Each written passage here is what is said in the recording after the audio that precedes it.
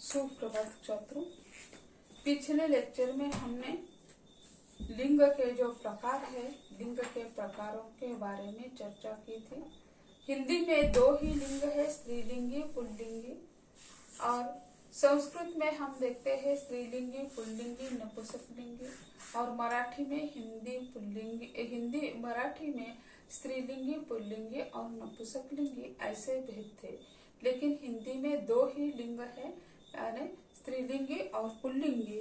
इसके बाद का टॉपिक जो है वचन यानी जैसे हम देखते हैं भाषा में लिंग जैसा वचन का भी अपना स्थान होता है। यानी वचन जो है, वचन यानी वाक्य के प्रकार के बारे में हम चर्चा करते हैं। उसी तरह एक वचन और बहुवचन या द्विवचन ऐसे दो स्थान होते हैं।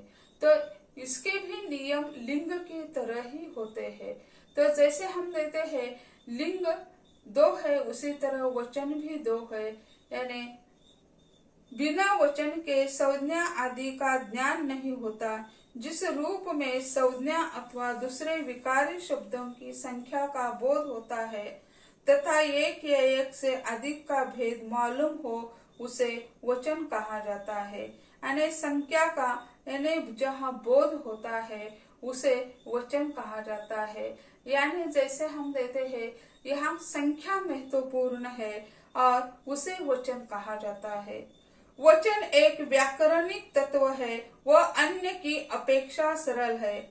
इस संदर्भ में द्विजराज यादव अपने ग्रंथ प्रयोजक मूलक हिंदी व्याकरण में कहते हैं, संज्ञा, सर्वनाम, विशेषण तथा क्रिया के जिस रूप से संज्ञा का बोध होता है उसे यानी वचन कहते हैं। यानी वचन यह क्या है, बहुत सरल है। यानी एक व्याकरण तत्व माना जाता है, उसमें संख्या का यानी हमें बोध हो जाता है। शब्दों के विकारी रूपों को वचन कहा जाता है। व्याकरण की दृष्टि से शब्द के जिस रूप को संख्या का ज्ञान होता है उसे वचन कहते हैं। दूसरे शब्दों में कहा जा सकता है कि संज्ञा के जिस रूप से एक या अधिक संख्या के अर्थ का पता चलता है उसे वचन कहा जाता है। यानी मुख्य उसका उद्देश्य क्या है, एक या दो या बहु, यानी एक से ज्यादा है उसे बहु ऐसा भी कहा जाता है।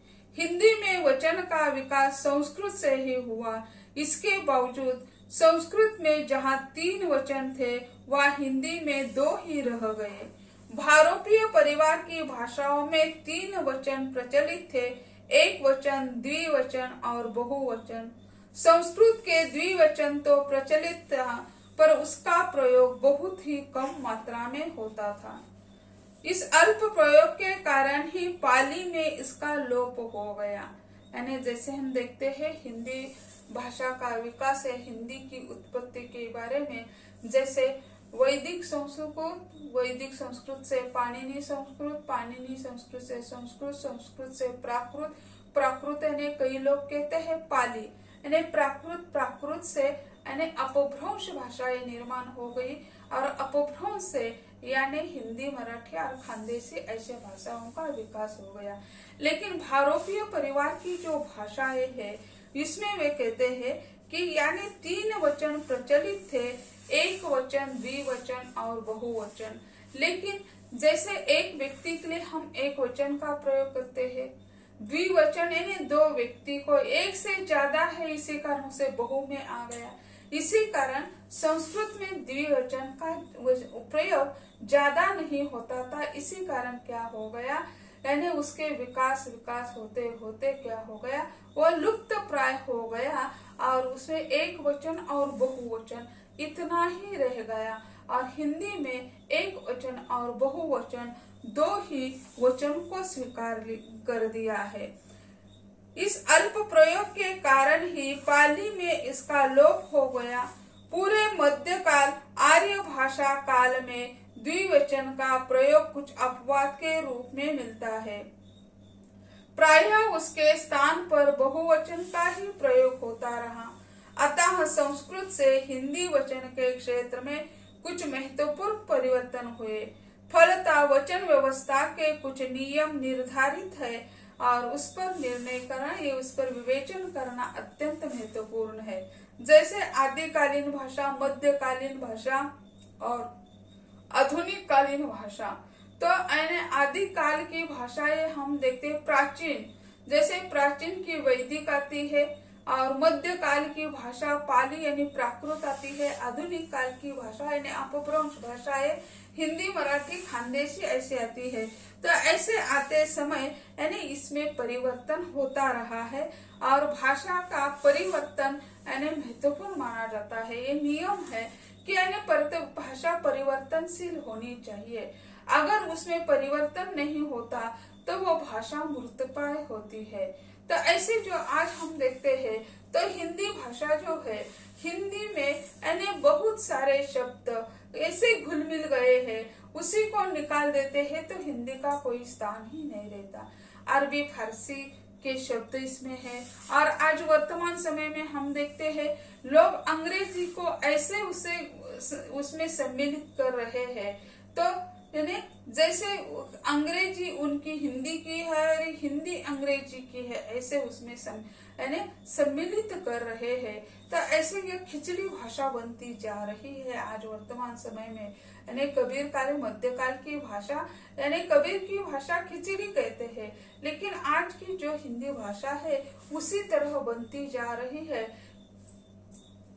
हिंदी वचन व्यवस्था और निर्धारण के कई नियम हैं। वचन प्रणाली विविध भाषाओं में अलग अलग रूपों में मिलती है। संस्कृत, ग्रीक, अफ्रीकी, लैटिन आदि भाषाओं में 3 वचन पाए जाते हैं, एक वचन, द्विवचन, बहुवचन। और फिजी जैसी भाषा में 4 वचन मिलते हैं, एक वचन, द्विवचन, त्रिवचन और बहुवचन। यानी फिजी भाषा में 4 वचन मिलते हैं। बाकी जैसे लैटिन, ग्रीक या अफ्रीकी भाषा है उसमें 3 वचन मिलते हैं। इसी परिप्रेक्ष्य में आधुनिक भारतीय आर्य भाषाओं में 2 वचन की व्यवस्था पाई जाती है, एक वचन और बहुवचन। यही व्यवस्था मराठी, गुजराती आदि में बराबर सी है। यानी गुजराती में भी 2 लिंग मानते हैं, 2 वचन मानते हैं, एक वचन और बहुवचन। हिंदी भाषा में केवल 2 ही वचन है, एक वचन और बहुवचन। इसमें बहुवचन का क्षेत्र बड़ा व्यापक है। यानी एक व्यक्ति होता है तो भी आदर के लिए यानी हमसे बड़ा है वो व्यक्ति, तो उसे हम बहुवचन में बुलाते हैं। यानी पिताजी आ गए, पिताजी आ गए यानी पिताजी अकेले होते हैं, लेकिन फिर भी हम आ गए ऐसे कहते हैं, तो यानी उसका बहुवचन हो गया। तो ऐसे साहब जी आ गए यानी साहब अकेले होते हैं, उनको हम पुकार लेते हैं, फिर भी क्या है आदर देने के लिए हमसे बड़े हैं। या आप इधर आइए, किसी को हम बुलाते हैं, आप इधर आइए, आप यानी एक से ज्यादा व्यक्ति, फिर भी किसी को अकेले बुलाते हैं तो भी हम कहते हैं आप अंदर आइए। यानी कि यह क्या है, आदर देने के लिए हम बोलते हैं, तो एक वचन का वह बहुवचनी बन जाता है। तो ऐसी हर एक भाषा की अपनी व्यवस्था होती है। साधारणतः व्यक्तिवाचक, भाववाचक तथा द्रव्यवाचक संज्ञाओं का प्रयोग एक वचन में होता है। इसके सिवा जातिवाचक, समूहवाचक संज्ञाएं दोनों वचनों में प्रयुक्त होती है। यानी व्यक्तिवाचक, भाववाचक तथा द्रव्यवाचक जो संज्ञाएं है उसका एक वचन में प्रयोग होता है और जातिवाचक या समूहवाचक संज्ञाएं जो होती है वह बहुवचन में प्रयुक्त होती है। इस दृष्टि से वचन व्यवस्था और वचन निर्धारण के विविध नियमों पर यानी विचार किया जाता है। यानी वचन व्यवस्था और वचन निर्धारण के लिए जाति व्यवस्था, समूह जातिवाचक शब्द जो होते हैं या समूहवाचक शब्द होते हैं, उसी के अनुसार वो एक वचनी है या बहुवचनी है उसका निर्णय करना पड़ता है। अतः वाक्य निर्धारण के संदर्भ में व्यवहारिक हिंदी व्याकरण तथा प्रयोजनमूलक हिंदी के आधार पर विवेचन किया जा सकता है। यानी व्यवहार की दृष्टि से, यानी व्यवहारिक हिंदी यानी उसमें व्याकरण की दृष्टि से वह सही होनी चाहिए। तो जैसे हमें बोलते हैं उसी तरह हम लिख नहीं सकते हैं। लिखने के लिए एक विशिष्ट भाषा का प्रयोग करना पड़ता है। बोलते समय कैसे भी हम बोल सकते हैं, लेकिन लिखते समय यानी व्याकरण की दृष्टि से हमें सही लिखना पड़ता है। तो ऐसे उसी के आधार पर, प्रयोजन मूलक हिंदी के आधार पर उसके वचन निर्धारित करने पड़ते हैं। शब्द के जिस रूप से एक ही वस्तु या एक ही प्राणी का बोध होता है तो उसे एक वचन कहते हैं। यानी किसी एक ही वस्तु या एक ही प्राणी का बोध होता है तो क्या है, वह एक वचन में होता है। जैसे घोड़ा, कलम, लड़की, लता, थाली, बात, बहन आदि ये जो शब्द है वह यानी क्या है, एक वचनी है। वो मेरी बहन है, वो मेरी बहनें है, बहनें, तब क्या हो जाता है, बहुवचनी हो जाता है। वह मेरी बहन है तो ये एक वचन का होता है। वह मेरा घोड़ा है, एक वचनी। वे मेरे घोड़े हैं, इसमें यानी क्या हो गया है, यानी बहुवचन में परिवर्तित करते समय यानी उसमें वाक्य कर्ता कर्म क्रियापद में परिवर्तन हो जाता है। यह यानी प्राणीवाचक संज्ञाएं जरूर है, लेकिन उसको हम बहुवचन में परिवर्तित करते हैं तो उसमें प्रत्यय जरूर ही लग जाता है। तो ऐसे ये जो रूप है प्राणीवाचक है वे यानी बहुवचन में परिवर्तित करते समय इसमें परिवर्तन हो जाता है। जिस शब्द जिस रूप से अनेक वस्तुओं या प्राणियों का बोध होता है या एक से अधिक वस्तुओं का बोध कराने वाली संज्ञा जो है उसे बहुवचन कहा जाता है।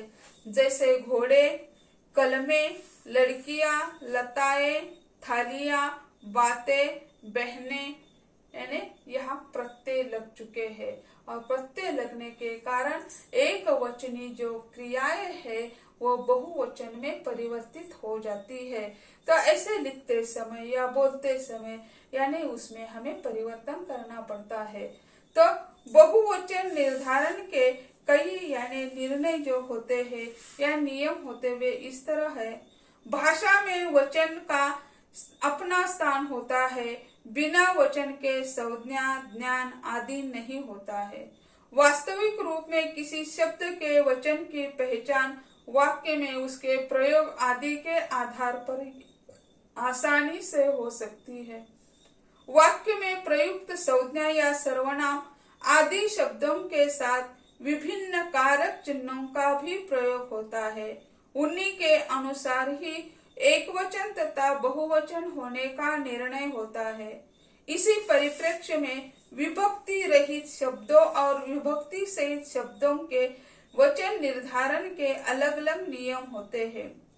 यानी जैसे हम देखते हैं कारक, कारक जो होते हैं यानी सार्थक अर्थ की प्रतीति यानी कारकों के बिना नहीं हो सकती है। कारक महत्वपूर्ण होते हैं। तो विभक्ति रहित यानी जैसे है विभक्ति प्रत्यय जो होते हैं उसके बिना यानी सार्थक अर्थ की प्रतीति नहीं होती है। लेकिन जैसे विभक्ति रहित बहुवचन बनाने के अलग अलग नियम होते हैं।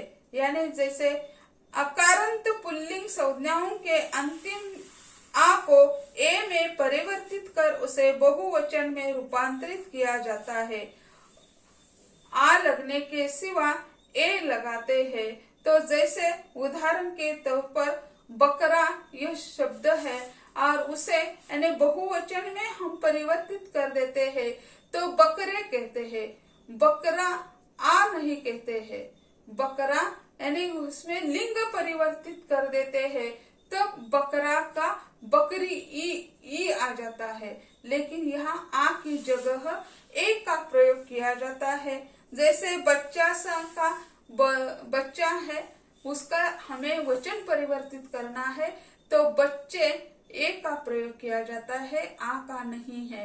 यानी यहाँ अकारांत जो है वो अकारांत को यानी हमें क्या करना पड़ता है, यानी पुल्लिंगी संज्ञाएं जो है अ का आकार प्राप्त करने के सिवा वे ए का आकार प्राप्त कर देते हैं और वो पुल्लिंगी संज्ञा होनी चाहिए, पुल्लिंगी नाम होनी चाहिए, उसमें ए लगा देते हैं। जैसे घोड़ा का बहुवचन होते हैं घोड़े, और लड़का का बहुवचन होता है लड़के, यानी अ लगने के सिवा ए का प्रयोग किया जाता है।